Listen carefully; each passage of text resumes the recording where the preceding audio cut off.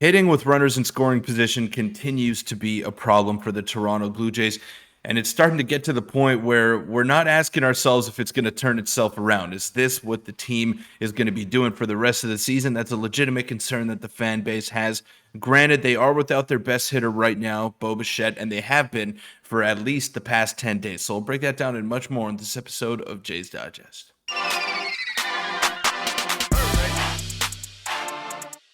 What's up, Jays fans? I'm your host, Peter Vryonis, alongside host Nick Gosse, and another frustrating game in an overall frustrating series for the Toronto Blue Jays before this one today, in which the two teams combined for 7 runs.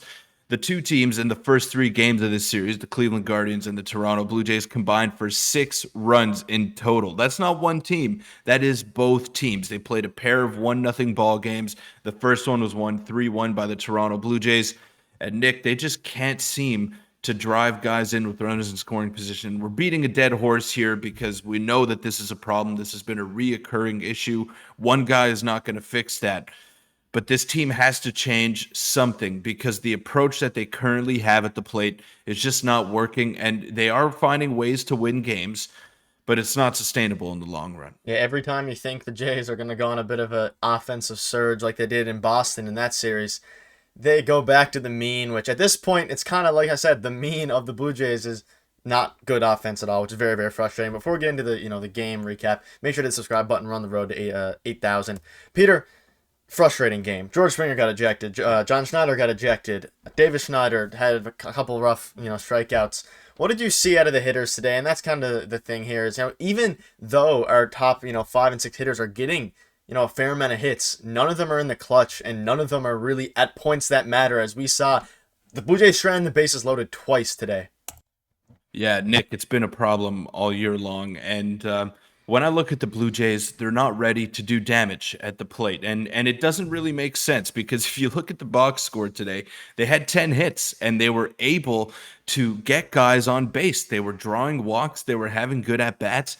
But it's like all of that goes out of the window once they do manage to get guys with runners in scoring position, and it just doesn't make sense to me. Like they're getting guys on base, they're getting traffic on the bases, and then their whole approach just goes out the window. And when I look at these hitters, they're getting pitches on the inner half at 90, 91 miles an hour from Noah Syndergaard today, a guy who has a 6.5 ERA, a 1.75 whip going into this game, and you're making him look like he's still throwing 100 miles an hour.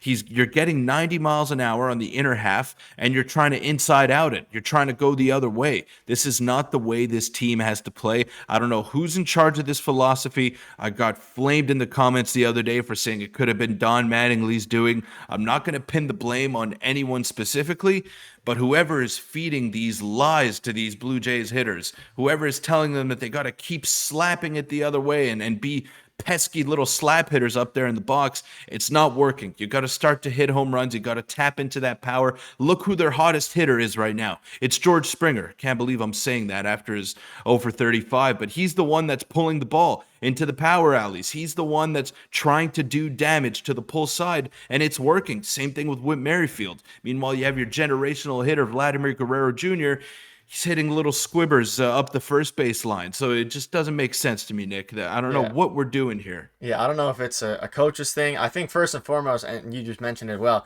the players need to start.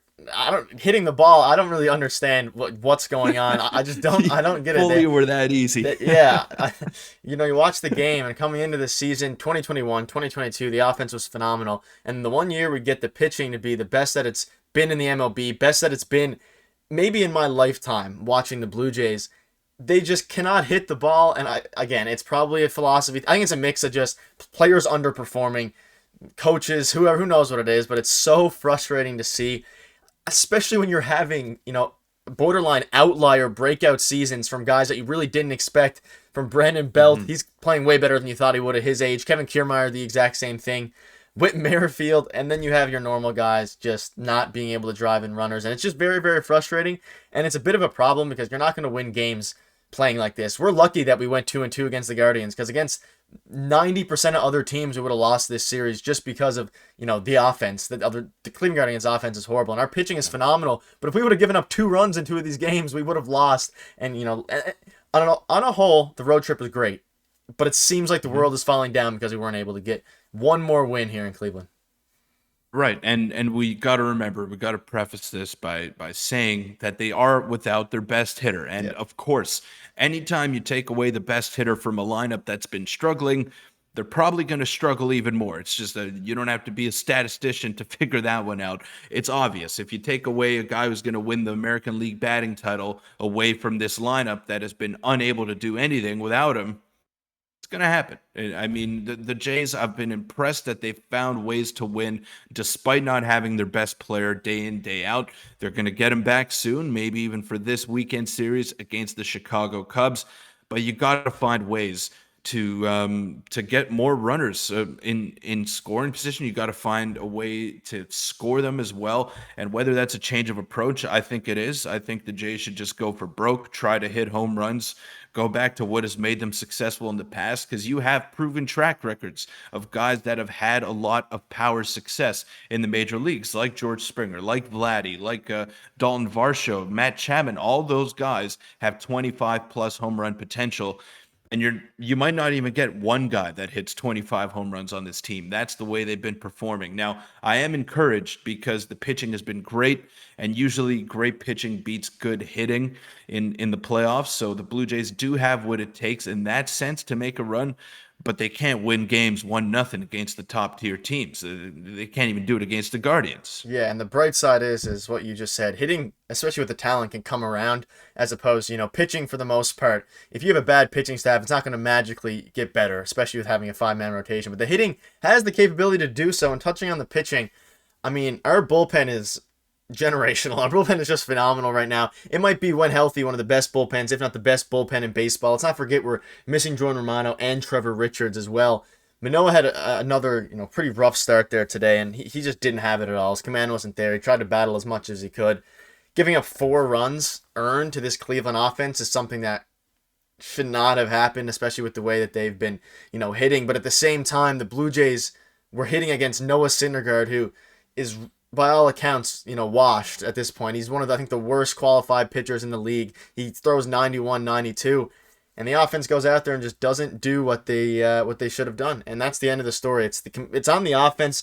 Even when you have a start with Alek Manoah, 4 runs against Noah Syndergaard, you should put up 5 runs, 6 runs with the offense that they had, and they had so many opportunities to do so, and they didn't. And it's a very big problem that hopefully gets fixed by the time playoffs come around. But at this point, we're 120 odd games in, and it's not really getting better. And we have Seattle, who are magically having this crazy run right on our Mhm. tails. If they win tonight, they will be 1 game behind us for that third wildcard spot, which is, I don't really like our chances if that continues to go this way. Yeah, and we got to remember that Seattle will probably also hold a tiebreaker against the Blue Jays. They split their season series 3-3. The Jays won 2 out of 3 at the Rogers Center. The Mariners won 2 out of 3 at T-Mobile Park.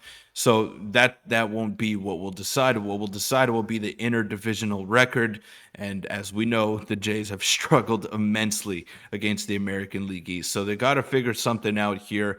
I don't know what the problem is. I mean, this has been a reoccurring theme all season long. We've been saying when the offense comes around, this team is going to be phenomenal. But will it come around before the 162 game clock strikes midnight? And I don't know. I don't know. We have to wait and see. But not a very encouraging 4 games against the Cleveland Guardians. You cannot get Bo Bichette back soon enough. Hopefully they can go ahead and win a series against the Chicago Cubs, who have also been rolling pretty well lately. Yeah, it's going to be a fun weekend with the Jose Bautista thing on Saturday. And tomorrow's game is on Apple TV. So for all you out there, enjoy that to the best of your ability. But that'll wrap up the video. The Jays, they're playing well. It's just their offense is just completely lackluster. And let's, half glass full here. They had a pretty good, overall road trip. They swept the Red Sox and they, won 2 out of 3 against, or 2 out of 4 against the Guardians, which is, pretty bad, but it could have been a lot worse knowing what the Blue Jays have done so far this season. But that'll wrap it up. Thank you guys for watching. Hopefully the Jays offense starts to give us something to be happy about soon.